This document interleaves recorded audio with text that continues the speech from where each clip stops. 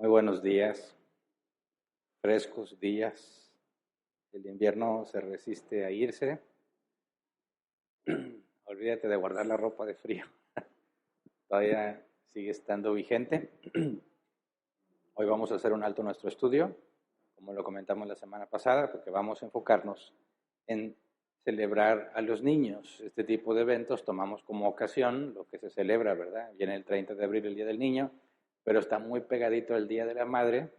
Y como vamos a tener eventos de los dos, no los podemos tener tan cercanos uno del otro porque el staff encargado de eso pues va a explotar. Entonces los separamos para poder celebrar tanto a los niños y luego a la mamá de los niños. Hoy nuestros hermanos del Ministerio de Eventos y del Ministerio de Imagen se esforzaron mucho para que los niños de nuestra congregación perciban que este día es diferente, ¿verdad? Que sus padres no son los únicos que piensan en ellos. Esa es la parte principal. No nada más los papás piensan en sus hijos. La congregación piensa en los hijos, en los niños que están con nosotros, ya sea que vienen invitados o que nos acompañan regularmente.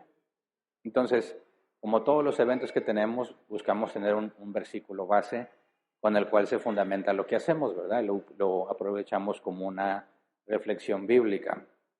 Y para este evento es Mateo 19:14. Dice, Jesús dijo, dejen que los niños vengan a mí, no se lo impidan, porque el reino de los cielos es de quienes son como ellos.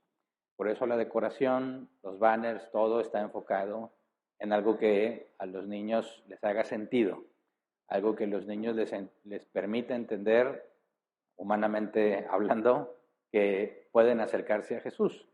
El punto es que Jesús es el que está especificando que dejen que los niños vengan a mí y tenemos que profundizar en eso. Entonces eso es lo que vamos a estudiar. Este evento está registrado en 3 de los 4 evangelios, Mateo, Marcos y Lucas. Y no es exactamente igual, que es parte natural del proceso de recabar información de testigos presenciales, ¿verdad? En el caso de Marcos,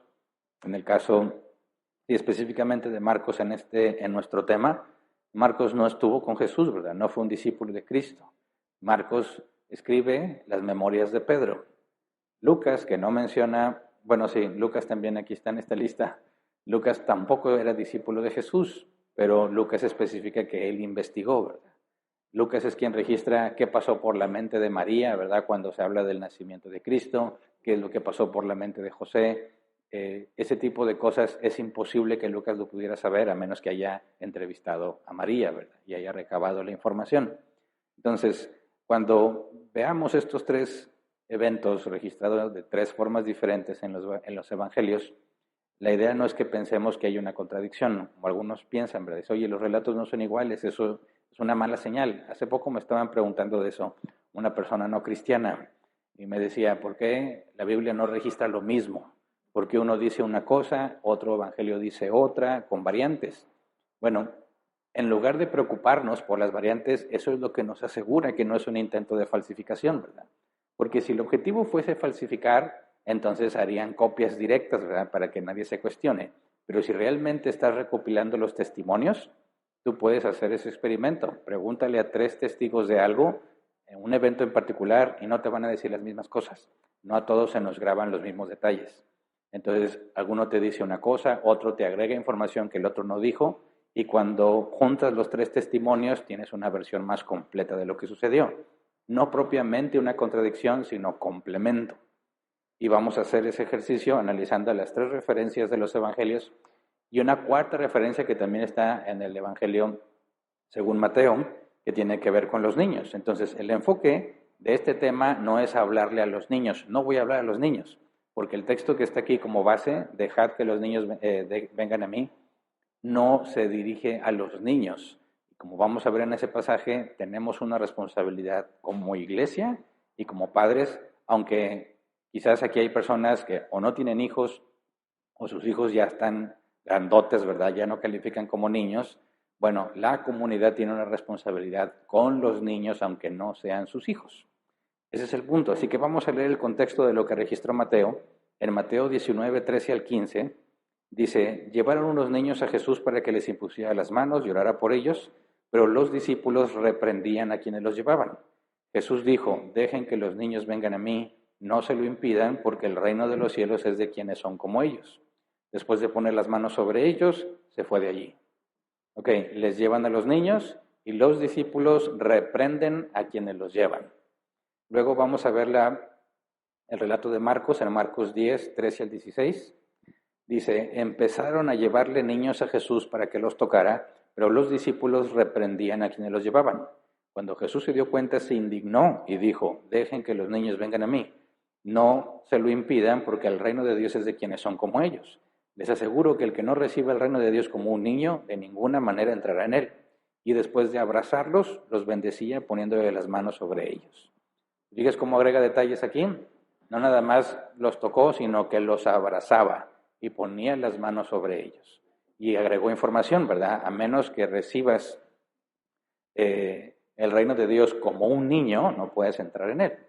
Ahora vamos al registro de Lucas. Lucas 18, 15 al 17. Dice, también le llevaban niños pequeños a Jesús para que los tocara. Al ver esto, los discípulos reprendían a quienes los llevaban. Pero Jesús llamó a los niños y dijo, dejen que los niños vengan a mí, no se lo impidan, porque el reino de Dios es de quienes son como ellos. Les aseguro que el que no reciba el reino de Dios como un niño, de ninguna manera entrará en él. Entonces, más que contradicción, tenemos complemento. Nos da una historia más completa sobre lo que sucedió. Entonces, aquí hay que hacernos preguntas. Recuerden que una correcta interpretación es ir al texto, su contexto inmediato, lo que está antes, lo que está después. El contexto literario, esta es narrativa, ¿verdad? Histórica. El contexto cultural, aquí es donde hay que preguntarnos por qué hacían lo que hacían en su tiempo, ¿verdad? ¿Por qué llevaban a Jesús para que pusiera sus manos sobre él? ¿De qué se trataba? ¿A quién se le ocurrió, verdad? Bueno, hay comentarios, hay registros históricos. El comentario que se llama Notas de la Biblia de Barnes dice, era costumbre entre los judíos, cuando se buscaban bendiciones para otros en la oración, imponer las manos sobre la cabeza de la persona por la que se oraba, implicando una especie de consagración a Dios. También tenían mucha confianza en las oraciones de los hombres piadosos, creyendo que aquellos bendecidos por un santo o un profeta serían felices. Nota importante aquí, esto no es bíblico, ¿verdad? Esa es la costumbre de aquel entonces. Y también se arraigó mucho eso entre algunos grupos de cristianos, ¿no? Quieren que ores por ellos y quieren que pongas la mano en la cabeza, ¿verdad?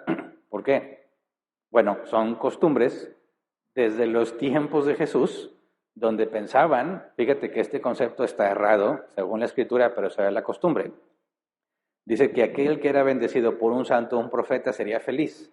Entonces, fíjate la idea, oye, esa persona busca mucho a Dios, sabe mucho de Dios, yo quiero que esa persona ore por mí y me ponga la mano para que yo sea feliz. ¿Me explico? La Biblia nos da una narrativa de lo que se acostumbraba. La narrativa no es normativa, es decir, el hecho de que lo describa no significa que lo debas hacer. ¿Me explico? Muchas de las cosas en la Biblia que están descritas de ninguna manera es un pedimento para que lo repitas, ¿verdad? O lo autoriza.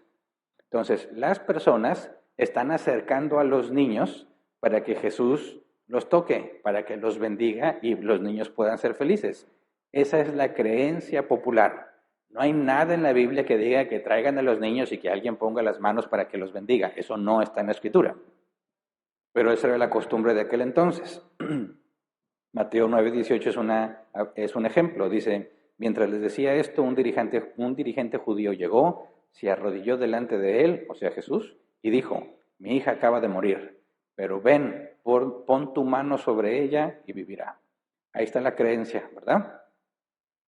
Creen que Jesús tiene las habilidades para hacer eso.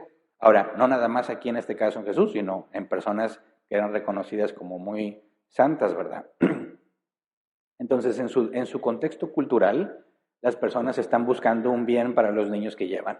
No se nos especifica si son los papás, si es un familiar, si es algún tutor, no se dice, pero le están llevando a los niños porque buscan hacerle un bien a los niños. ¿Y qué hacían los discípulos cuando vieron eso? Los reprendían. No a los niños, a quienes llevaban a los niños. ¿Por qué? Ahí es otra pregunta importante para el contexto de aquel entonces. Está Jesús, sabemos que había multitudes siguiendo a Jesús y hay personas esforzándose por acercarle a los niños. Ahora, no es que hubiese poquita gente, ¿verdad?, cerca de Jesús. Siempre estaba lleno de gente alrededor de Jesús. Y tenemos distintos registros donde si Jesús se metía a una casa, ahí estaban todos adentro, los que cupieran, y mucha gente afuera, esperando a ver qué pasa, a ver qué escuchan, a ver si ven milagro.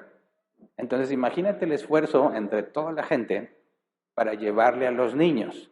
Imagínate que tú estás llevando un niño y ya mero llegas y el apóstol Pedro te dice, no, ¿qué haces? Baja ese huerco y llévatelo.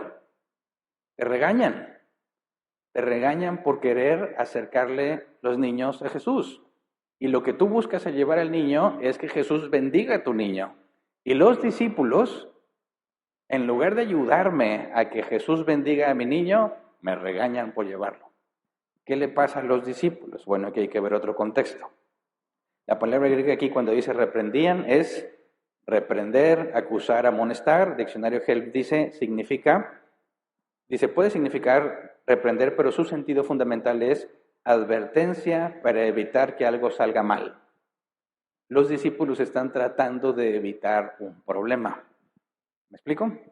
Le dicen a la gente, no lo traigas. No es correcto que lo hagas. Vas a causar problemas trayendo a los niños. ¿Por qué? Si tú buscas el contexto cultural, a pesar de que los hijos eran considerados como una bendición de parte de Dios, los niños no tenían valor en la sociedad y eran duramente discriminados. En aquel tiempo, un niño era considerado alguien inmaduro, frágil, porque se enfermaba muy fácil, insignificante, porque no aporta nada a la sociedad, al contrario, demanda de la sociedad, y también se le consideraba alguien ignorante. Entonces, un niño era inmaduro, frágil, insignificante e ignorante. Incluso si tú eras el hijo del dueño que tenía servidumbre. Vamos a Gálatas 4, versículo 1 al 3. Dice, en otras palabras, mientras el heredero es menor de edad, en nada se diferencia de un esclavo, a pesar de ser dueño de todo. Al contrario, está bajo el cuidado de tutores y administradores hasta la fecha fijada por su padre. Así también nosotros, cuando éramos menores, estábamos esclavizados por los principios de este mundo. O sea, que hay un mecanismo, o había un mecanismo. No importa que tú seas hijo del dueño, ibas a ser tratado como esclavo durante cierto tiempo hasta que tu papá consideraba que ya estabas listo para ser tratado de una forma distinta. Ahora, hay sabiduría ahí, por supuesto, porque le estás enseñando cómo funciona todo, ¿verdad? Es como si tú tienes un negocio y quieres que uno de tus hijos siga con el negocio. ¿Cómo le haces para que tu hijo entienda bien el negocio? ¿Le das un curso o una plática? Pues no, ponte a trabajar, pero ya como director. No, vete hasta el puesto más abajo en la jerarquía y ahí dale, empieza a observar, empieza a aprender y cuando vayas escalando vas a estar bien preparado. ¿Me explico?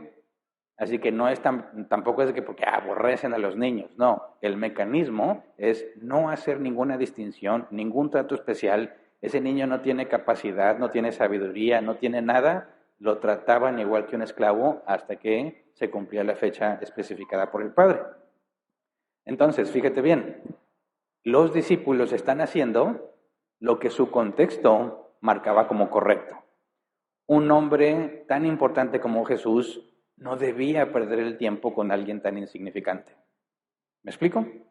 Porque si Jesús, fíjate bien, mente de tiburón, como dicen, ¿verdad? Pensemos en negocios y en eficiencia. Tú estás con Jesús y Jesús hace que los ciegos vean, que los paralíticos anden, ¿verdad? Libera endemoniados, resucita muertos, le dice sus verdades a los fariseos y a los maestros de la ley. ¿En qué deberíamos ocupar el tiempo de Jesús? ¿En eso, que está muy bien? ¿O que pierda su tiempo con personitas insignificantes como los niños? ¿Se entiende el razonamiento? No es que los discípulos aborrezcan a los niños, están siendo coherentes con la cultura de su tiempo. No distraigas a Jesús, no le quites su tiempo. No traigas a esos niños. Jesús tiene cosas más importantes que hacer que estar lidiando con estos niños que no sirven para nada. ¿Se entiende? Ahora, la reacción de Jesús, Marcos la especifica en Marcos 10:14. Dice, cuando Jesús se dio cuenta, se indignó. Indignó, en griego, lamentarse mucho, por lo tanto estar indignado. Indignación, Real Academia Española, enojo, ira, enfado vehemente contra una persona o contra sus actos. Jesús se molestó mucho cuando vio que los discípulos reprendían a los que llevaban a los niños.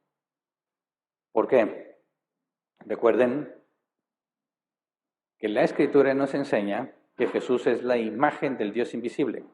¿Qué significa eso? Que ver a Jesús, lo que Él decía, cómo se portaba, las cosas que no hacía o no decía, todo eso refleja exactamente cómo es Dios.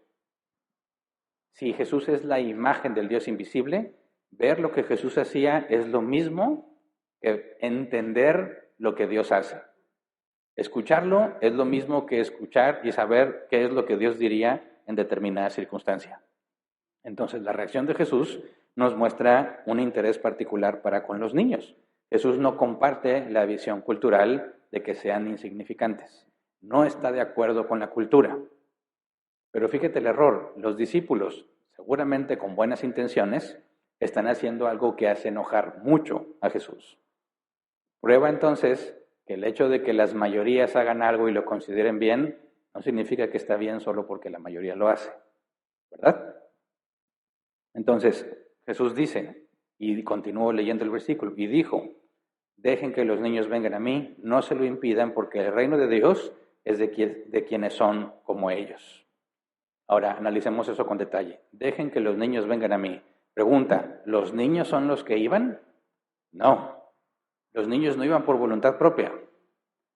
Dice Mateo 19:13, llevaron unos niños a Jesús. Marcos 10:13, empezaron a llevarle niños a Jesús. Lucas 18:15, también le llevaban niños pequeños a Jesús. ¿Los niños iban? No. Alguien llevaba a los niños. Entonces, cuando Jesús dice, dejen que los niños vengan a mí, no es que tú estés estorbándole al niño para que venga. No, es que tú estás estorbando al que quiere traer a un niño. ¿Se entiende? Esto trae una implicación para nosotros. Luego dice Jesús, no se lo impidan. Impedir en griego, obstaculizar, estorbar o impedir. Es decir, aquí hay un mandato. No debemos, así como los apóstoles no debían, nosotros que estamos también discípulos de Cristo, no debemos ser estorbo para que los padres o los familiares o los tutores acerquen a los niños a Jesús. Sabemos que Jesús físicamente no está aquí, ¿verdad? ¿A qué se refiere? A entender y conocer quién es Jesús, a entender qué es lo que la Biblia dice al respecto de Jesús, de sus mandamientos, de la ética bíblica, de la moral bíblica. Enseñarle a un niño acerca de eso es acercarlo a Jesús. ¿Se entiende? Entonces, cuando aquí predicamos fielmente la Escritura y nos esforzamos por vivir en santidad, los niños que estén con nosotros mientras nosotros hacemos eso, están acercándose a Jesús. ¿Se entiende? Nuestro objetivo como cristianos, lo dijo el apóstol Pablo, Pablo dijo, imítenme a mí como yo imito a Cristo. ¿Cómo es que un niño se acerca a Jesús? Por medio de un cristiano. ¿Se entiende? Entonces, de esta manera, los niños dice, no les estorben para que los traigan. Pero eso implica algo que a veces no estamos muy conscientes. Características de los niños pequeños. Son muy ruidosos. Rebasan en los límites de decibeles considerados saludables. Ya lo verifiqué. De hecho, con mis tres niños, ya no son niños, están grandotes. Pero cuando eran pequeñitos, como están seguiditos, me acuerdo mucho que teníamos que poner a uno en la carriola, a otro en su portabebé en el asiento del carrito, y el otro que medio se podía mantener sentado en el carrito. Ir a hacer el mandado era llevar carriola y un carrito con 2 niños, más el carrito donde echaba las cosas. Y era un problema andar batallando allá. Se nos acercaba la gente y nos decía, resistan. De veras, aguanten. Esto va a pasar. Decían, pues, ¿cómo traemos la cara, verdad? Todos despeinados, desvelados. Es muy difícil. Ahora, también nos dimos cuenta que aunque nosotros disfrutamos de los niños, nuestro alrededor no siempre disfruta de la presencia de los niños porque son muy ruidosos, son muy impacientes, corren mucho, casi siempre están bien sudados, haga frío o calor, se ensucian con mucha facilidad, ensucian con mucha facilidad, hacen preguntas incómodas. Yo tengo un historial de muchas preguntas incómodas que me han hecho los niños. La más reciente es que creo que me había picado un zancudo, algo aquí. Y decía, niño, ¿por qué tienes un grano así en la cara? Le dije, no creas que yo me lo puse. Salió de repente. Y no escogí el lugar. Ahí quiso salir. Y ya el niño se ríe. Pero hay preguntas más problemáticas que hacen los niños. Entonces, nosotros lo hemos visto aquí. Incluso hemos tenido que decidir qué vamos a hacer con los niños aquí. Porque hace muchos años tuvimos conflictos entre los que consideraban que esta parte de la plataforma es el altar y es sagrado, y veían que un niño se subía, entraban en shock. Los niños en el altar.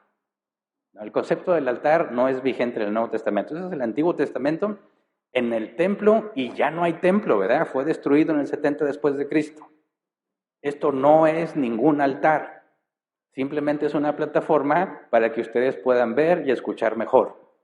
¿Y qué pasa con los niños? Mis niños también aquí anduvieron corre y corre, sude y sude, brinque y brinque, grite y grite. Y yo, por ejemplo, ya a mi edad avanzada, yo ya no tengo el oído para estar con tanto niño. Cuando tenía mis 3 y se ponían a cantar y a bailar y salían, les vamos a hacer un show. Ok, viene el show. Y salían y cantaban y actuaban, grite y grite, y era normal. Yo ya no lo aguanto. Ya no estoy acostumbrado a esos decibeles. Entonces, ¿qué hacemos con tanto niño ruidoso? ¿Qué dice Jesús? Déjenlos venir. Déjenlos venir. Ah, bueno, que vengan, pero que estén ahí sentados y no se muevan. No seas inhumano. Son niños. ¿Cómo aprende un niño a relacionarse con otros niños? Jugando. ¿Y por qué todos los niños cuando juegan, estoy hablando especialmente de los niños varones, tienen que correr, ¿verdad? A lo mejor las niñas sí se sientan con determinadas cosas, no todas, pero ¿cómo es que empiezan a relacionarse con otros niños? ¿Cómo aprenden la vida en sociedad? Corriendo, gritando, peleándose. Siempre uno le va a jalar el pelo al otro, le va a dar una cachetada, piquete de ojos, etc. No los dejes. Yo entiendo que hay límites, ¿verdad? Niño, suelta ese cuchillo. Hay límites, pero no los puedes tener callados. De hecho, el hecho de que andan grite y grite y sude significa que están sanos, ¿verdad? Es mucho mejor estar aquí con el zumbido en el oído por el griterío que verlos en una cama enfermos. ¿Estamos de acuerdo? Jesús dice, dejen que los niños vengan y no se lo impidan. Por eso tuvimos que decidir, déjalos correr. Oye, que se van a subir al altar. Ok, hay cosas que se pueden quebrar. Ok, bueno, no te subas aquí, pero no porque sea el altar, sino porque hay cosas que puedes quebrar. En lo demás, ¿quieres correr? Corre. Yo sé que cansa. Yo sé que estás hablando con alguien y pasa el niño en medio. Y a veces hasta te da un manazo. Ok, son niños y tenemos una responsabilidad.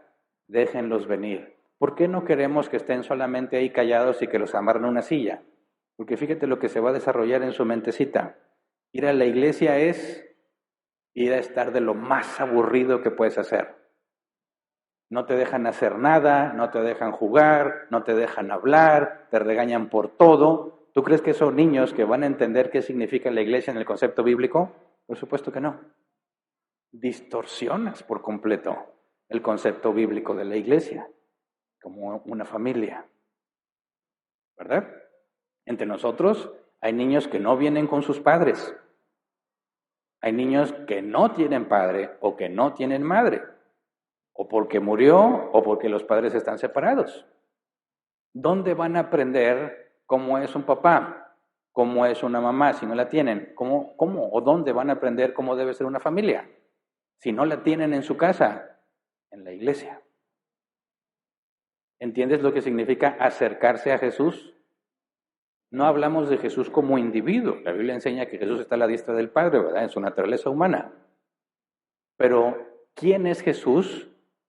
El acercamiento es por medio de la Escritura, por medio de la Biblia aplicada en la vida de las personas. ¿Cómo debe de funcionar una familia? Debe de haber ejemplos en la iglesia. ¿Cómo se enfrentan las crisis? Debe haber ejemplos en la iglesia. ¿Cómo resiste las dificultades? Hay ejemplos en la iglesia. ¿Cómo se disfruta? ¿Cómo se pasa en convivencia? Debe haber ejemplo en la iglesia. Allí es donde van a conocer acerca de Jesús. Y el mandato es: no estorbes. Déjalos con el precio que eso conlleva, ¿verdad? Y Jesús especifica, porque el reino de Dios es de quienes son como ellos. Y obviamente no está hablando de que todos tenemos que ser inmaduros y ese tipo de cosas, ¿verdad? Así que vamos a un ejemplo. Jesús explica con más detalle esto en Mateo 18, versículo 1 al 6. Dice: en ese momento los discípulos se acercaron a Jesús y le preguntaron: ¿quién es el más importante en el reino de los cielos? Él llamó a un niño y lo puso en medio de ellos. Entonces dijo: les aseguro que a menos que ustedes cambien y se vuelvan como niños, no entrarán en el reino de los cielos. Por tanto, el que se humille como este niño será el más grande en el reino de los cielos. Y el que recibe en mi nombre a un niño como este, me recibe a mí. Pero si alguien hace pecar a uno de estos pequeños que creen en mí, más le valdría que le colgaran al cuello una gran piedra de molino y lo hundieran en lo profundo del mar. Jesús está dejando algo muy claro. ¿Cuál es la importancia de un niño? No es el hecho de que sea un niño solamente, sino dice que debemos de ser como ese niño. Ese niño en particular, dice, él llamó a un niño y lo puso en medio de ellos. Si te fijas, en los demás casos, llevaban a los niños. Aquí dice, llamó a un niño y lo puso. No está tan pequeñito, ¿verdad? Niño, en griego, paidón. Niño se traduce como niño, niño pequeño, bebé. El diccionario Jeff dice niño en periodo de formación, que para los judíos es desde que nace hasta los 12 años. Es la edad en la que se considera un niño. A los 12 años termina su educación formal y tenía que escoger un maestro. Y por eso tenemos el único relato de la infancia de Jesús, Jesús a los 12 años, en el templo, ¿verdad? Porque era la edad en la que dejabas de ser un niño y formabas parte de la sociedad. Entonces, ¿de dónde venía este niño que él llamó? Mateo dice, lo llamó. Sabemos que las casas donde estaba Jesús, las casas promedio, aunque también iba a casas muy pudientes como la casa de Zaqueo, ¿verdad? Que era el jefe de los recaudadores de impuestos, él sí tenía un casonón de seguro. Pero la mayoría de las casas son casas pequeñas con un solo cuarto. Y es donde normalmente Jesús pasaba el tiempo, porque lo hospedaban. El niño estaba dentro de la casa, fuera de la casa, muy probablemente es un niño que andaba allá afuera. Ahora, es importante notar que en la cultura de aquel entonces estaba este concepto que los historiadores llaman como un niño expuesto. ¿Qué era un niño expuesto? Hay que entender esto. En la cultura de aquel entonces, griegos y romanos, había una tradición con respecto a los recién nacidos. Esa tradición consistía en que cuando la mamá daba a luz, llamaba al papá y ponía el niño a los pies del papá. El papá tenía dos opciones. Si el papá se inclinaba y levantaba al niño y lo cargaba entre sus brazos, significa que era aceptado y sobrevivía. Si el papá le daba la espalda, significaba rechazo y entonces era considerado un niño expuesto, es decir, era abandonado en la basura, en donde fuera, porque su padre lo rechazó. Ahora, ¿qué pasaba con estos niños abandonados? Muchos de estos niños morían ahí donde eran abandonados, otros eran rescatados, pero criados para ser esclavos, bufones o llevados a la prostitución. Según los historiadores, los niños varones estos niños expuestos varones eran adiestrados para ser gladiadores, mientras que las niñas las transformaban en prostitutas. Se dice que en aquellos tiempos los mendigos recogían estos niños para amputarles un brazo o una pierna y ponerlos a pedir limosna, porque es más efectivo. El arrojar o abandonar niños, y en especial a las niñas, a los inválidos y a los enfermos, era una costumbre muy común en los contextos de Grecia y Roma. Incluso muchos niños eran vendidos en el mercado como mascotas para los adultos o como bufones para las fiestas. Cuando Jesús trae un niño y lo pone ahí, le estaban haciendo una pregunta: ¿quién es el mayor? ¿Quién es el más importante en el reino de los cielos? ¿Cuál es el contexto? En aquel entonces los judíos eran más importantes dependiendo de quién los enseñaba y qué credenciales podían obtener. Yo estudié a los pies de Gamaliel, decía Pablo, ¿verdad? Fue instruido a los pies de Gamaliel, un distinguido personaje, por lo tanto su discípulo tenía credenciales top porque fue instruido por él. ¿Me explico? El conocimiento, experto en la ley, una vida de cumplimiento a la ley de Moisés sin tacha. Ese era el contexto, esos son los que están más cerca de Dios. Y le preguntan a Jesús, Jesús, en el reino de los cielos, ¿quién es el mayor? ¿Qué es lo que necesitamos para subir al top? Y Jesús llama a un niño, que es muy probablemente que sea un niño de la calle, un niño expuesto, y le dice, a menos que seas como él. ¿A qué se refiere? Bueno, podemos decir a lo que no se refiere si leemos 1 Corintios 14:20. Dice, hermanos, no sean niños en su modo de pensar. Sean niños en cuanto a la malicia, pero adultos en su modo de pensar. Niño en cuanto a la malicia. Un niño pequeño, le llama la Biblia la edad de la inocencia, no está consciente del mal ni del bien, ¿verdad? Lo que hace, lo hace con honestidad. Por eso no hay filtro cuando preguntan cosas incómodas. Porque él está siendo honesto y no ve el problema. No hay una mala intención detrás de esa pregunta. Simplemente es una pregunta que le pasó por la mente y va a tratar de resolverla. Entonces, no niños en el modo de pensar, en el modo de que seamos inmaduros o emocionales, porque las emociones nos controlan. No, en cuanto a la malicia, debes de vivir como si fueses tan inocente como un niño pequeño.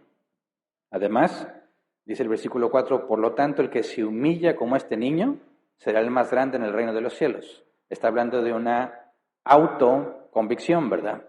El que se humilla, en griego, mostrar humildad.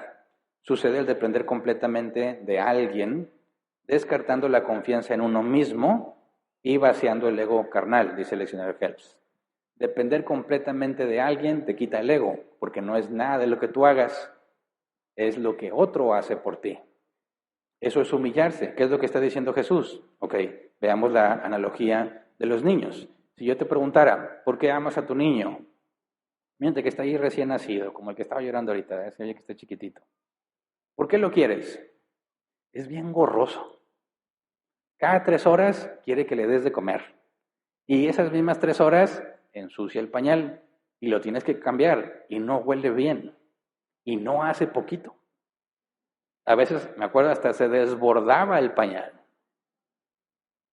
Ok, llora por todo, ¿verdad? Esa es su manera de comunicarse. No es que le duela, no llora porque le duele. Bueno, sí, tal vez algo le duela, pero no solo porque le duela va a llorar. Llora porque tiene hambre, llora porque tiene sueño, llora porque no ve, llora porque ya se cansó que lo tengas en esa posición. Yo me acuerdo que la hija mayor tenías que darle vista panorámica, si no lloraba. O sea, yo no la podía cargar ella viendo a la espalda, se aburría. Yo tenía que darle la vuelta, la vista panorámica y que viera. Y si ya se cansaba de esa ubicación, yo tenía que cambiar de ubicación. Ok, ¿por qué lo amas? ¿Qué hizo por ti? Además de quitarte las horas de sueño, quitarte el dinero, quitarte el bienestar, la paz, la tranquilidad, ¿qué ha hecho que merezca que lo ames? Nada. Nada. Pero es tu hijo. La Biblia enseña, Efesios 1, 4 al 5, Dios nos escogió en Él antes de la creación del mundo para que vivamos en santidad y sin mancha delante de Él. En amor nos predestinó para ser adoptados como hijos suyos por medio de Jesucristo según el buen propósito de su voluntad. Los hijos no pueden jactarse del amor de sus padres como si fuese algo que merecen. ¿Verdad? No pueden jactarse del amor de sus padres como si fuese algo que merecen.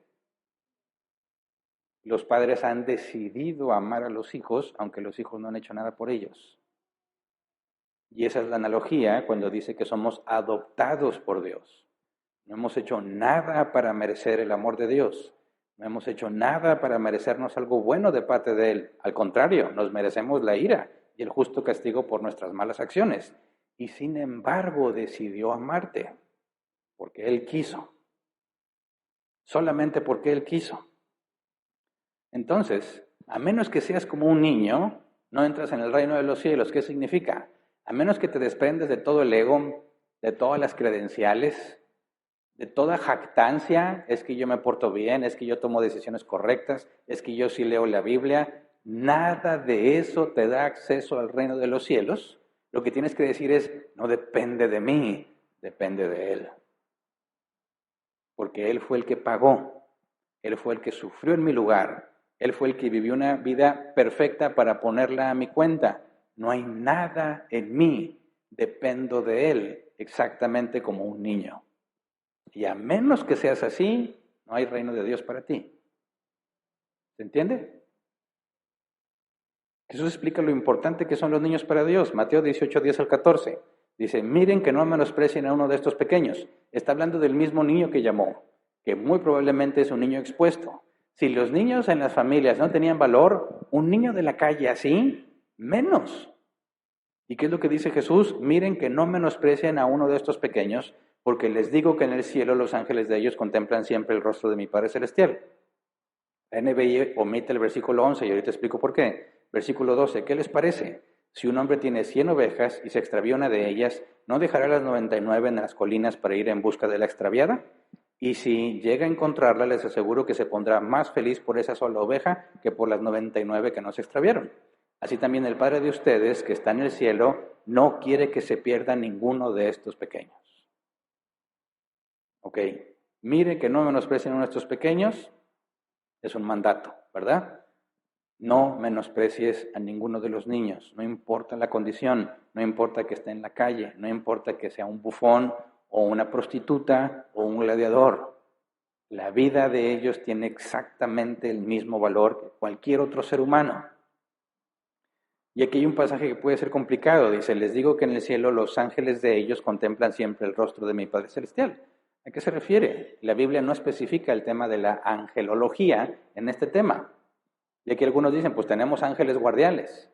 El concepto de un ángel guardián no es bíblico, ¿verdad? Es más cultura popular. El concepto de ángel guardián es que cada quien tenemos un ángel que nos cuida, ¿verdad? Y a veces yo digo, este debe tener no uno, muchos por las barbaridades que cada rato hace. Pero no es bíblico pensar eso. Y aquí no se especifica si es un ángel por cada niño o un ángel que representa a los niños, no se sabe. Sí hay más ejemplos en el libro de Daniel cuando habla de un ángel de ciertas naciones. Cuando Pedro escapó de la cárcel milagrosamente, no le creyeron a Rode, si no me equivoco, se llamaba la criada Rode, cuando dijeron, ahí está Pedro. Dijeron, no, ¿cómo va a ser Pedro? Pero está en la cárcel, dice, tal vez sea su ángel. Es otra creencia de aquel entonces. Y basándose en esa creencia, Jesús dice esto, sus ángeles ven el rostro de Dios continuamente. ¿Qué significa? Ahí sí tenemos información. La Biblia dice que hay ángeles y que hay jerarquías en los ángeles. Y solamente los de más alto rango ven continuamente a Dios. ¿Se entiende? No todos los ángeles ven siempre el rostro de Dios. En Apocalipsis está especificado, y en Ezequiel está especificado quiénes son los que siempre están delante de Dios, los ángeles de mayor rango. Y Jesús dice, en el concepto de la creencia de un ángel que representa a los niños, dice, bueno, de entre todos los ángeles que pueda haber, los de los niños son los que ven continuamente el rostro de Dios. Está diciendo la más alta jerarquía. ¿Y eso qué tiene que ver? Revela la importancia que Dios tiene puesta en esos niños, que pone a los de más alto rango a ver por ellos. Jesús está haciendo un efecto inverso. Ellos dicen, ellos no valen porque son totalmente dependientes. Yo valgo porque soy independiente. El reino de los cielos es al revés. Necesitas ser totalmente dependiente de Dios. Eso no significa que eres un inútil, que no hace nada y que esperas que Dios te resuelva las cosas. No, implica que tú sabes que ningún mérito tuyo puede obtener un bien de parte de Dios, mucho menos tu salvación. Y está diciendo, es al revés, a menos que seas como este niño, que es tan importante para Dios que su ángel ve el rostro de Dios continuamente. Y luego nos da otro ejemplo, pero primero, ¿por qué no está el versículo 11? Quien lea NBI va a ver una nota. La nota dice, algunos manuscritos agregan lo siguiente, el Hijo del Hombre vino a salvar lo que se había perdido. La Reina Valera 60 sí lo tiene. Y solamente para que no nos vayan a decir que la NBI es del diablo y esas cosas, no. La NBI se basa en los textos críticos y la Reina Valera 60 en los textos mayoritarios. Los textos críticos le dan importancia a los textos más antiguos. Mientras más antiguo sea, más confiable es. Ese es el concepto de basarte en los textos críticos. Textos mayoritarios es, no importa la antigüedad, el que aparezca en la mayoría, eso es lo que ponemos. La Reina Valera 60 dice, la mayoría de los manuscritos lo dice y lo pone en nuestra traducción al español. La NBI dice, los textos más antiguos no lo tienen, así que no lo pongo, pero te pongo una nota para que sepas que otros manuscritos sí lo tienen. Entonces, no, este no es un intento por alterar la palabra de Dios, es una forma de entender cómo se nos está traduciendo de cuáles son las fuentes en las que viene. Por eso no está el 11. Ahora, después nos da la analogía del pastor que deja las 99. Fíjate bien que siempre se lo echan de cara al pastor de la iglesia, ¿verdad? Y no tiene nada que ver. ¿Está hablando aquí de pastores de la iglesia? No. ¿De qué está hablando? De los niños pequeños, ¿verdad? Entonces, cuando citan, es que aquí dice que el pastor deja las 99. Sí, mi hermano, sí dice eso, pero no habla de los pastores de las congregaciones. Habla de cómo Dios ve a un niño que está dispuesto a dejar todas las 99 para ir en busca de ese niño. Les está diciendo, Dios no ve a los niños como ustedes ven a los niños. Para Dios son muy importantes los niños. Ahora, si tomas en cuenta el capítulo 18, Mateo 18, acabamos de estudiar el proceso de la disciplina eclesiástica de Mateo 18, 15 al 17, y estoy leyéndote los versículos justo anteriores. ¿Por qué está la conexión ahí? Porque el hecho de que Dios deja las 99, ve por la perdida, es una responsabilidad de toda la iglesia y por eso tenemos el proceso de disciplina. ¿Se entiende? Porque el primero que ve que su hermano se extravía es el primero que refleja lo que Dios ha dicho. Ve y habla con él. Ve y trae a la perdida. Ese es el esfuerzo de la disciplina de Mateo 18. Así que es una responsabilidad de todos, no nada más del pastor. Pero ese es otro tema. Regresémonos. Marcos 10:15. Les aseguro que el que no reciba el reino de Dios como niño, en ninguna manera entrará en él. La salvación no es por obras. Efesios 2, 8 al 9, porque por gracia ustedes han sido salvados mediante la fe. Esto no procede de ustedes, sino que es el regalo de Dios y no por obras para que nadie se jacte.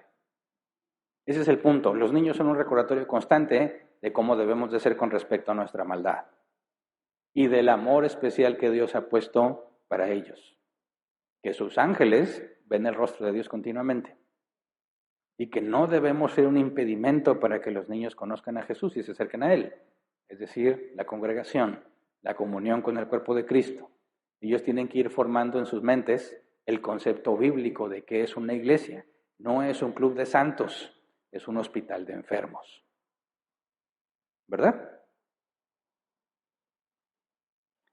Marcos 10:16 se refiere a Jesús y después de abrazarlos, los bendecía poniendo las manos sobre ellos. Entonces, ¿qué tipo de niños eran? ¿Eran niños de brazos que ya caminaban o no? Lucas 18:16 dice, pero Jesús llamó a los niños y dijo, dejen que los niños vengan a mí, no se lo impidan porque el reino de Dios es de quienes son como ellos. Esto me hace pensar que cuando los llevaban cargados, al menos no todos eran bebés de brazos. Muchos sí podían caminar y Jesús los llamó y les regañó a los discípulos. No les impidan venir. Entonces, ¿cuál es nuestra responsabilidad? Los niños deben de sentirse bien en la congregación. Con reglas, claramente, porque también es importante que aprendan reglas. Pero debemos dejarlos que sean niños. Y este evento, aunque el mensaje es para nosotros los grandes, es para que los niños vean que también la iglesia hace algo por ellos. Porque para nosotros son importantes, porque para Dios son importantes. La iglesia no es para los adultos nada más.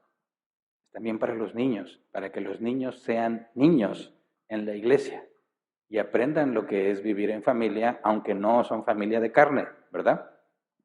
Entonces, a los que ya nuestros oídos no dan para los decibeles, paciencia, tolerancia.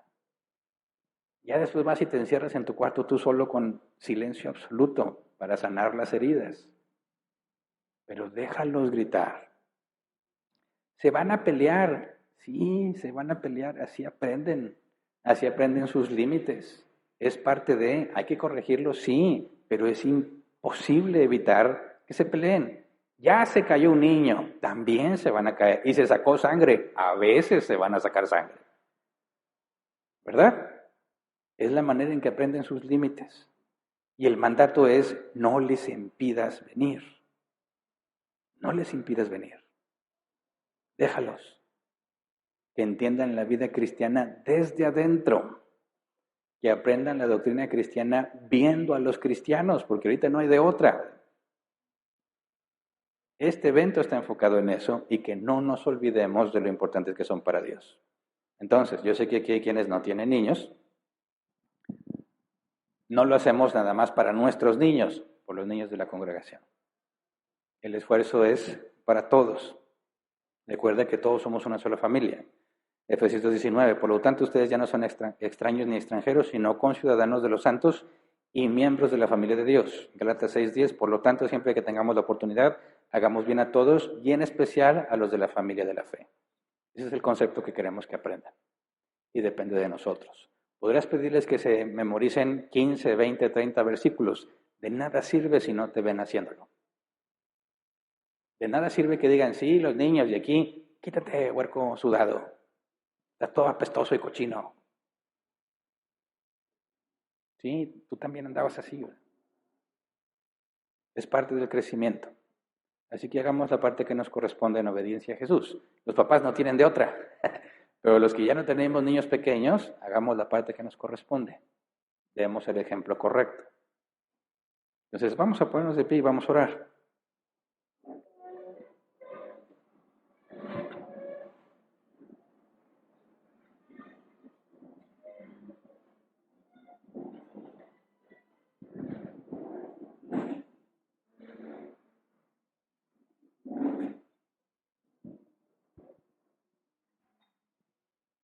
Agradezcámosle a Dios por nuestros niños, no nada más nuestros hijos, sino los niños que Dios ha traído a esta congregación.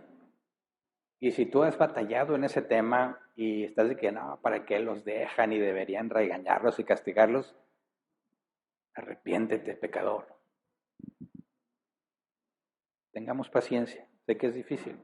Creo que entre más edad, más difícil. Pero seamos pacientes. Demos el ejemplo correcto. Pidámosle a Dios por nuestros niños. No sabemos si ellos van a seguir a Cristo o no. Hagamos la parte que nos corresponde y demos un ejemplo fiel. Hay tanta gente que se queja de la hipocresía de los cristianos. No seamos parte de las quejas que son correctas. Demos el ejemplo de tolerancia que se requiere. Demostrar la atención y el amor a los niños aunque no son nuestros. Démosle el ejemplo de qué es ser cristiano. Para que no diga, en esa iglesia, hombre, pura gente hipócrita y me maltrataban y me pellizcaban. Y he escuchado esas historias. No quisiera escucharlas aquí. No sabes cómo puedes impactar, lo profundo que puede ser el impacto de un regaño a un niño que no es tu hijo en la iglesia, porque nos representas a todos. Y al revés, el buen trato también deja un impacto profundo, porque a lo mejor ese niño ni siquiera lo tratan así en su casa. Y no lo va a olvidar, y va a asociar. Así que tenemos una enorme responsabilidad de dar el ejemplo correcto. Así que vamos a orar. Señor, ayúdenos a no cometer el error de los discípulos, poniendo estorbos para que los niños te conozcan. Los niños que están con nosotros no vienen por voluntad propia, los traen los abuelos, los padres, los tíos, los familiares. Ayúdanos, Padre, a que como congregación podamos obedecer el mandato que especificas, que no les estorbemos, que ellos entiendan que la iglesia también es para ellos, que ellos puedan ver, Señor, que les amamos aunque no son nuestros hijos, que son importantes para nosotros aunque no son nuestros hijos, porque son importantes para ti. Que ellos aprendan a conocerte a través de nosotros, Señor, a pesar de nuestros errores. Ayúdanos a que nuestros niños, aunque no puedan comprender mucho de lo que se predica aquí, tengan claro qué es la vida cristiana porque vieron a los cristianos viviendo la vida como la Biblia dice.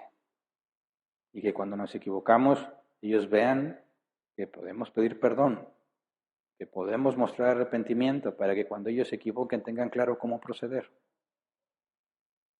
Ayúdanos, Señor, a entender que debemos de ser como niños, totalmente dependientes de ti. A quitarnos las etiquetas de quién es más santo o más cerca de Dios, cosas que la Biblia no enseña de ninguna manera. Ayúdanos a vernos a todos como iguales, vernos como mendigos que encontraron pan y le pueden decir a otros mendigos dónde hay pan. Ayúdanos, Padre, a entender que todos tenemos luchas y dificultades, que todos tenemos altas y bajas, y que nuestros niños, según tu soberana voluntad, Señor, y tu providencia, a veces verán problemas, a veces verán tiempos de paz, de bendición, en todo. Te rogamos que nos ayudes a dar el ejemplo correcto. Aun cuando nos equivocamos, que podamos dar el ejemplo correcto de pedir perdón y buscar enmendar el daño.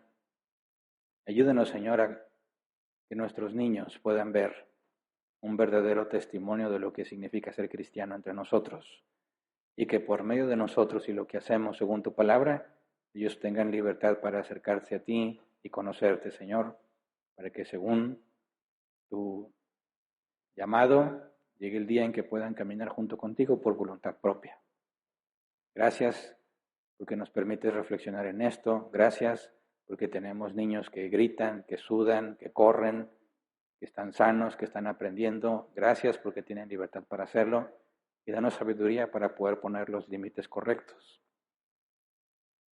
Ni permitir cosas que no se deben de permitir, ni bloquear las que no tienen problema. Danos sabiduría para saber distinguir entre una y otra. Gracias porque nos adoptaste como hijos. Gracias porque nos queda claro que no hay nada en nosotros que merezca lo que tú nos das. Y que si nosotros te amamos a ti, dice tu palabra, es porque tú nos amaste primero. Gracias porque no estaríamos aquí si tú no hubieras sacrificado a tu Hijo. Tú decidiste hacerlo por amor a tu nombre, por amor a nosotros. Enséñanos a dar ese mismo ejemplo, a sacrificarnos a nosotros mismos por el bien de los pequeños. Gracias por todo lo que haces con nosotros, lo que has hecho y lo que harás. En el nombre de Jesús. Amén. Pueden sentarse.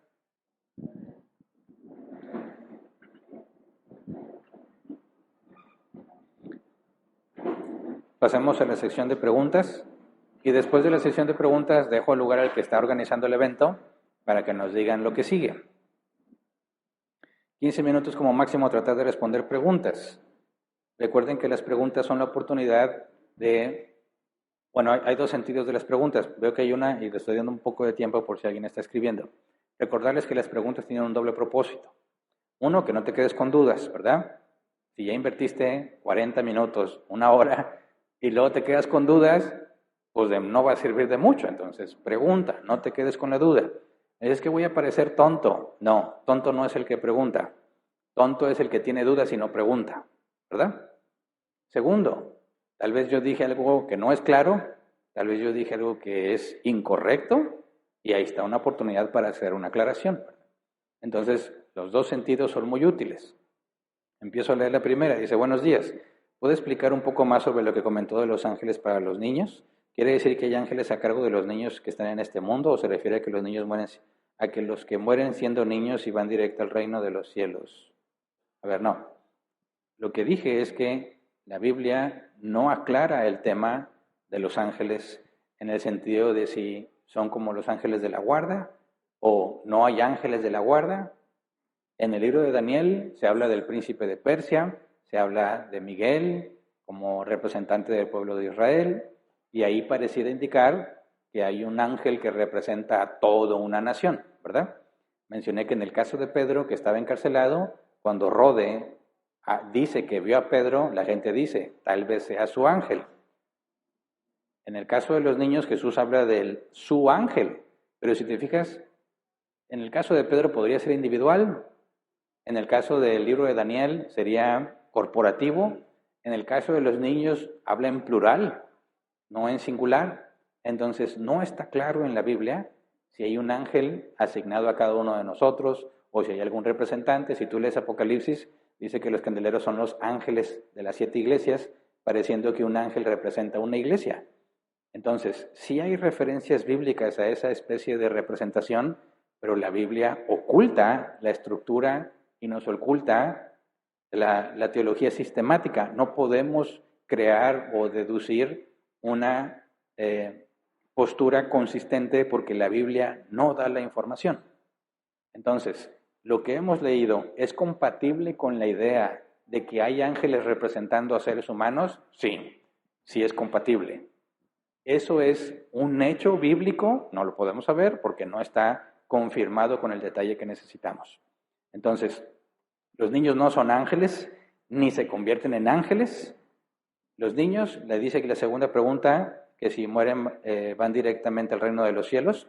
La Biblia especifica que Dios es un Dios justo, un juez justo. Y si tú lees Apocalipsis, dice que los libros serán abiertos y cada uno de los que no estaban en el libro de la vida, es decir, los que son salvados, todos van a ser juzgados según sus obras. Y se va a demostrar que su condenación es justa según sus obras. Entonces tenemos el tema de los niños, que la Biblia habla de una edad de la inocencia.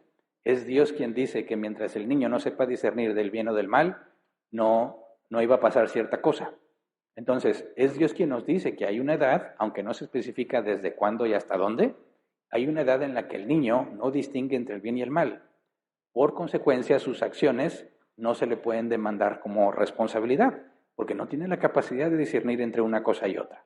Entonces, ¿qué pasa cuando un niño muere en la edad de la inocencia? Es una conclusión a la cual podemos llegar si Dios es un juez justo y te va a condenar según tus obras. Pero el niño no tenía control de sus obras o no tiene la capacidad para distinguir entre lo bueno y lo malo, dado que Dios es justo, no condenaría como culpable a un niño que no tenía la capacidad de controlar lo que hace. Por lo tanto, los cristianos deducen, la gran mayoría, porque no todos están de acuerdo, que cuando un niño muere en la edad de la inocencia, no significa que era bueno y se va al cielo. No, significa que Dios lo eligió para salvación y en algún momento, aunque no es perceptible para nosotros, ese niño nació de nuevo. Y entonces, cuando muere, va al reino de los cielos. La conclusión es que los niños que mueren en la edad de la inocencia fueron elegidos para salvación, regenerados en algún punto, porque no podrían ser juzgados según sus obras. Ahora, no solo los niños. Hay ciertas otras enfermedades que llevan, aunque físicamente puedan ser adultos, mentalmente no. Ciertos grados de síndrome Down, por ejemplo. Personas con 40, 50 años se quedaron en la edad mental de un niño de 2 años. ¿Qué aplicaría? Decimos lo mismo exactamente. Así que no nos basamos en la edad física o las características del cuerpo, sino de la mente. Pero la Biblia no dice, todo el que tiene síndrome Down de este grado es salvo. No sabemos, ¿verdad? Pero nos habla de la edad de la inocencia. Entonces, ciertas personas, sin importar la edad natural, la edad física, si en su mente siguen estando con ese grado de inocencia, sería incompatible con la Biblia, sería contradictorio decir que Dios los va a condenar por sus obras porque no eran responsables de lo que hacían. Siguiente. Dice, buenas tardes, ¿podría dar ejemplos de que sí se puede permitir o que no con los niños en la iglesia? ¿Cómo mantener el balance entre la tolerancia y la corrección con sabiduría? Y en caso de que el niño haya realizado algo indebido o que no se permite, ¿se debe realizar el primer paso de Mateo 18 con el padre o tutor? Son varias preguntas en una sola, ¿verdad? Vamos por partes. ¿Cuál dice qué ejemplos de qué sí se puede permitir y qué no con los niños en la iglesia? Bueno, eso no es un asunto mío, ¿verdad? Es un asunto de la asamblea. Todos dijimos que sí, aquí no deben andar corriendo aquí arriba, no porque sea un lugar sagrado, sino porque hay cosas costosas que pueden quebrar y por supuesto que te las vamos a cobrar si tu niño la quiebra. Así que por tu economía y tu paz mental, no dejes que tus niños se suban acá. La regla es práctica, ¿verdad?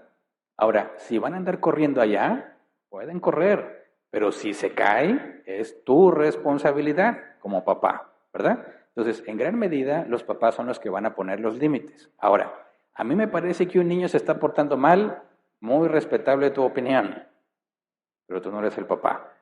Y a menos que haya una falta bíblica, no se puede proceder según Mateo 18. Recuerda que Mateo 18 no trata asuntos emocionales, ni de opinión. asuntos objetivos bíblicos. ¿Me explico? No, es que este niño me preguntó por mi grano y me hizo sentir mal. Y vengo a aplicar un Mateo 18. Ya te perdiste, mi hermano. ¿Dónde dice en la Biblia y no hablaréis de los granos en la cara? ¿Mm? Objetivo.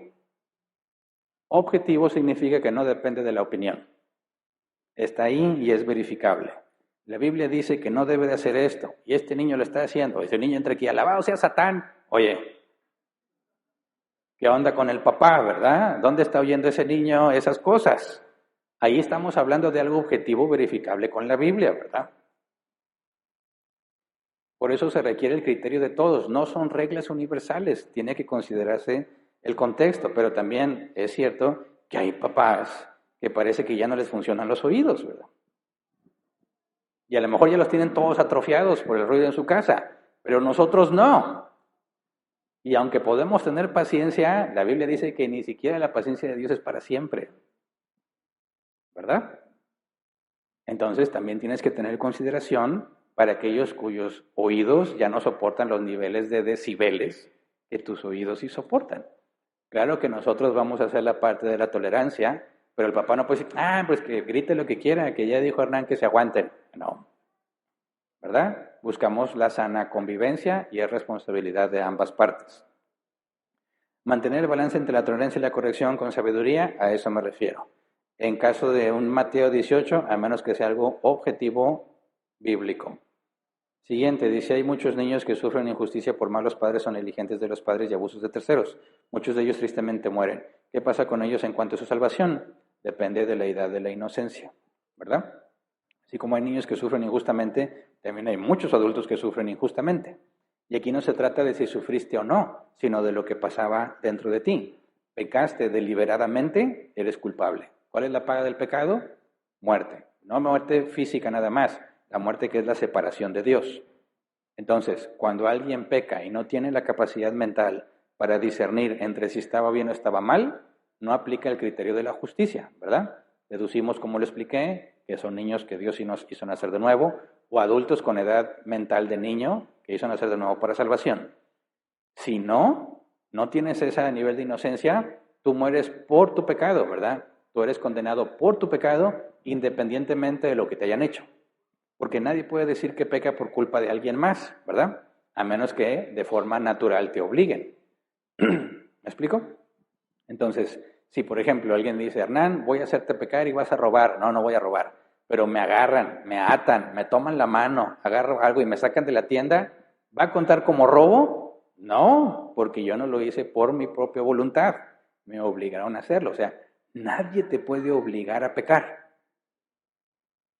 Cuando tú decides pecar, entonces eres culpable. Oye, es que sufrí mucho. Qué pena me da tu caso, pero el sufrimiento no excusa el pecado. ¿Me explico? El sufrimiento no excusa tu pecado. Así que vamos a ser juzgados según nuestras obras, no según lo que nos hicieron. Siguiente. Dice, en la Biblia hay un pasaje donde se habla de personas con discapacidad. Tengo un niño de 6 años de síndrome de Down. Me gustaría que alcanzara la salvación a pesar de que no comprenda muchas cosas de la iglesia o de la vida diaria. Mira, no hay un ejemplo donde nos dé una guía de lo que debemos hacer, pero según el grado que tenga este niño, debemos hacer todo lo posible para que este niño se acerque a Jesús, ¿verdad?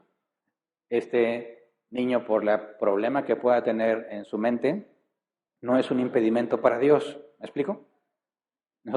La Biblia enseña que nosotros predicamos el Evangelio, pero nosotros no salvamos a nadie. Nosotros aventamos la red y Dios decide cuáles son los peces que caen en la red. Entonces, no importa la discapacidad, no importa el nivel de entendimiento que tenga, nosotros cumplimos el mandato de predicar el Evangelio.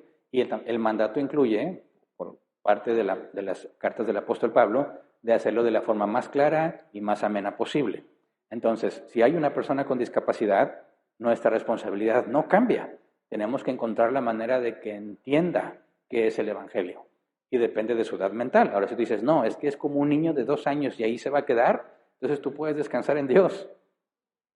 Que Dios, al ser justo, no lo va a condenar por cosas que no decide hacer o no hacer. Pero es responsabilidad nuestra encontrar la manera de comunicarnos con la persona para llevar el Evangelio. Dice, los niños adultos estaría bien que no se les permitiera el celular, ya que es molesto que mientras uno está tratando de poner atención a la prédica estamos oyendo conversaciones o risas. Bueno, a los niños adultos es una contradicción, ¿verdad? No hay niño adulto. Hay adultos que se comportan como niños, pero eso es inmadurez. Habría que definir. Ahora, si tú dices, hoy un niño de la edad que tenga y está haciendo mucho ruido con el teléfono en la hora de la predicación, ahí es cuestión de respeto a los demás, ¿verdad? Cuando se acabe, que ahora sí pueda tener su dispositivo si papá se lo quiere dar, pero tenemos que respetar a los demás.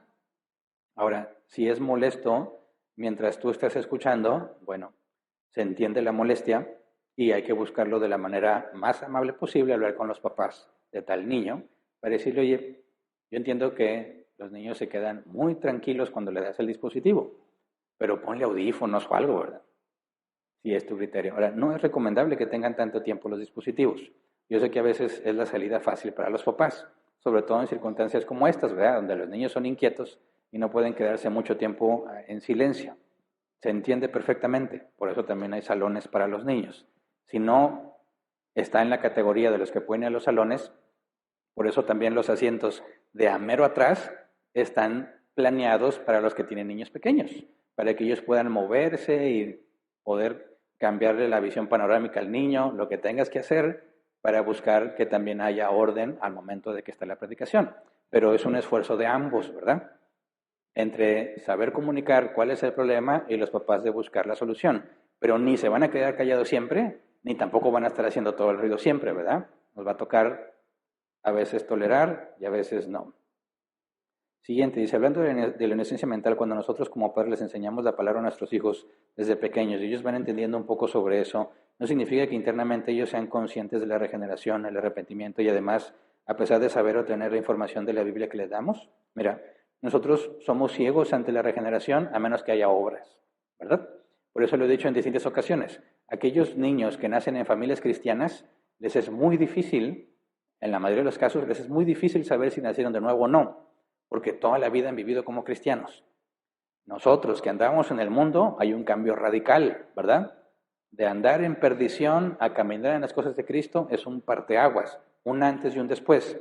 Pero aquellos que viven en ambientes cristianos no tienen clara esa distinción porque siempre han observado y han vivido de acuerdo a la ética cristiana. Entonces, ¿qué se hace en esos casos? ¿Cómo podemos saber si nació de nuevo o no? No es necesario que tú digas, ya nació de nuevo o algo. Tú haz todo tu esfuerzo para que ese niño camine en las cosas de Dios, ¿verdad? Si nació de nuevo o no, no es el tema ahorita. Oye, es que ya está grandecito y ya entiende. Ah, bueno, entonces dice, yo no sé si he nacido de nuevo o no. Ok, no importa en tu caso cuándo. Lo importante es ahorita, ¿qué vas a hacer? ¿Vas a seguir a Cristo o no? ¿Me explico? Es que yo no sé si ya me pasó ese evento canónico que hace que yo sea cristiano. No siempre es un evento canónico, ¿verdad? Tienes a Zaqueo. ¿Cómo se convirtió Zaqueo? ¿Hubo algún milagro? No. ¿Algo sobrenatural? No. ¿Él tenía enfermedad, necesidad? No. Zaqueo, el jefe de los recaudadores de impuestos, tenía todo, ¿verdad? El dinero. A nadie lo quería, pero tenía todo el dinero. ¿Y cómo se convirtió? Jesús dijo, voy a ir a cenar a tu casa. Y ahí en la cena decidió entregar su vida a Cristo, sin evento canónico, ¿verdad? Una decisión. Ese es el punto. Todos aquellos que no tienen claro su antes y después de Cristo, no es un requisito para ser salvo. El punto es, ¿qué decides? ¿Decides seguir a Cristo o no? Independientemente de que puedas determinar si ya naciste de nuevo o no. ¿Se entiende? Entonces, esa es la evidencia que buscamos en lo que no podemos ver. Su deseo es seguir a Cristo y se esfuerza por hacer las cosas que Dios quiere. Excelente.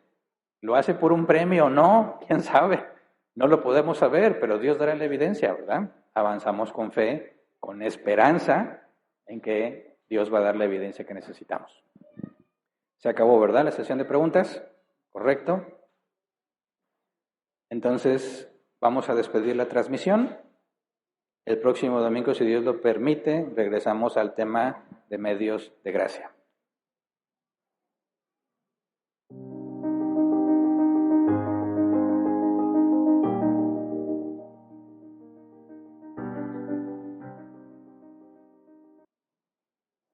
Ok, nosotros continuamos.